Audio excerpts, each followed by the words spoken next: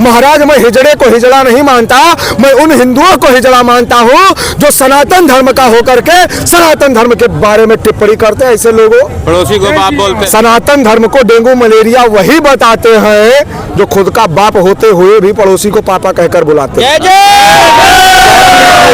ये सरकार बन सकती है, अगर पूजा करने से सरकार बन सकती है तो ये विपक्ष वालों को पहले सोच लेना चाहिए था।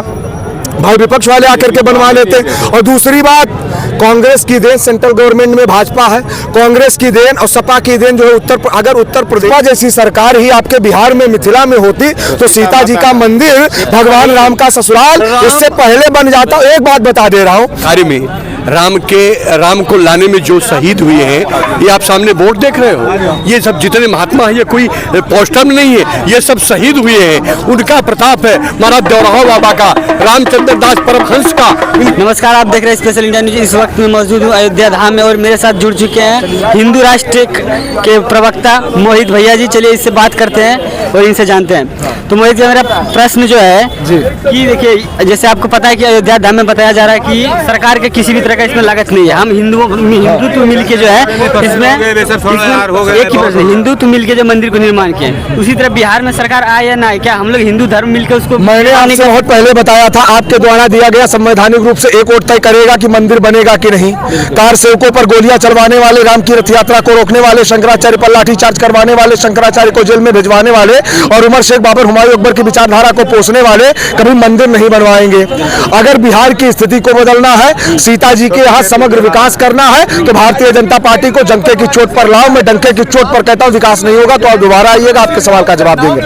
ये बिहार की जनता तय करेगी कि राम मंदिर बनेगा या नहीं।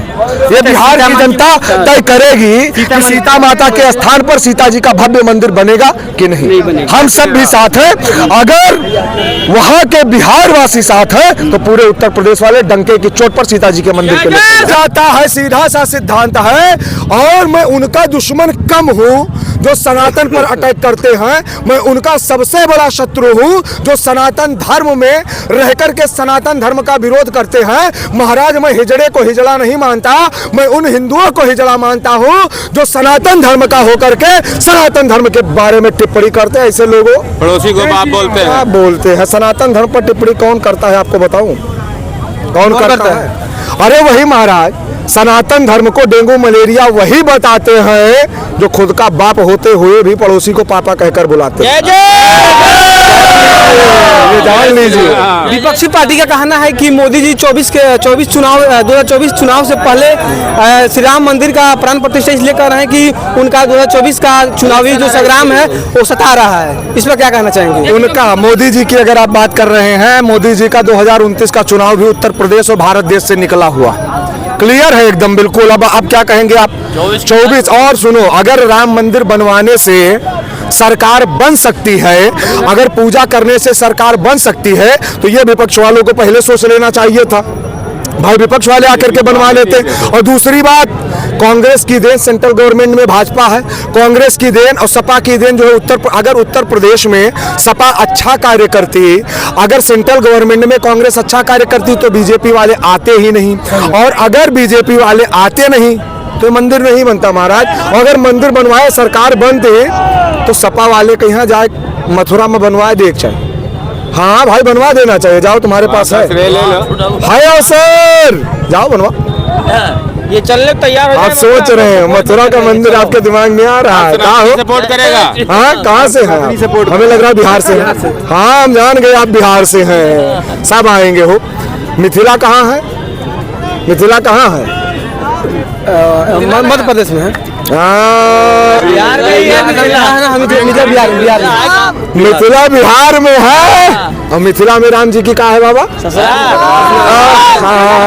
आप क्या कहा जा सकता है जी? सीता मैया का जो घर है, हाँ, वहाँ कब इस तरह से मंदिर हम चाहते थे, इसीलिए मैंने ससुराल की बात की है कि आप लोग ये सवाल अवश्य करें।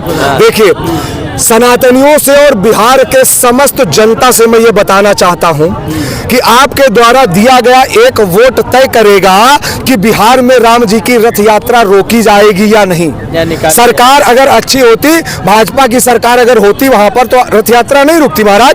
तो भाजपा जैसी सरकार अगर उत्तर प्रदेश में है, भारत देश में है, तो यहाँ राम मंदिर बन रहा है। और अगर भाजपा जैसी सरकार ही आपके बिहार में, मिथिला में होती, तो सीता जी का मंदिर, भगवान राम का ससुराल इससे पहले बन जाता। एक बात बता दे रहा हूँ, फिर बाबा जी से पूछिएगा, बहुत बढ़िया से बताएंगे। और देखिए रामलला यहाँ बैठ गए हैं, अब रामलला बड़े होंगे, राज सिंहासन पर विराजेंगे, विश्वामित्र जी आएंगे, मांग कर ले जाएंगे, भगवान मिथिला जाएंगे, तो भगवान के पहुंचने से पहले भगवान की ससुराल बन जाएगी, सज जाएगी। ज्यादा किसी को बताने की आवश्यकता नहीं। बीजेपी की सरकार रहेगी तभी बनेगी, अगर वो नहीं रहेगी तो लालू यादव ने, लालू की सरकार में बनवाएंगे, नीतीश कुमार ने काहे बनवाएंगे भाई?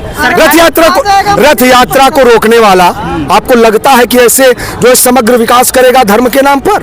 संभव नहीं है। आप पूछिएगा तो बताएंगे महाराज, सबके पास है, चाहे जिधर आप। ये उन्हीं का जो भी शहीद हुए हैं राम के कार्य में, राम को लाने में जो शहीद हुए हैं, ये आप सामने बोर्ड देख रहे हो। ये सब जितने महात्मा हैं, ये कोई पोस्टर में नहीं है, ये सब शहीद हुए हैं। उनका प्रताप है, महाराज देवराव बाबा का, रामचंद्र दास परमहंस का, इनका सबका सहयोग है। आज उन लोगों ने जो तपस्या किया था, उन्होंने जो बलिदान दी थी, उसी का पूर्ण पुंज है कि आज राम मंदिर बन करके तैयार है। और 22 तारीख को भगवान श्री राम अपने मंदिर में प्रवेश करने जा रहे हैं। शुभ नाम क्या होगा? मेरा नाम स्वामी सुरेंद्र जी महाराज, रणमोचन घाट श्री राम जानकी मंदिर का मैं महंत हूँ। धन्यवाद।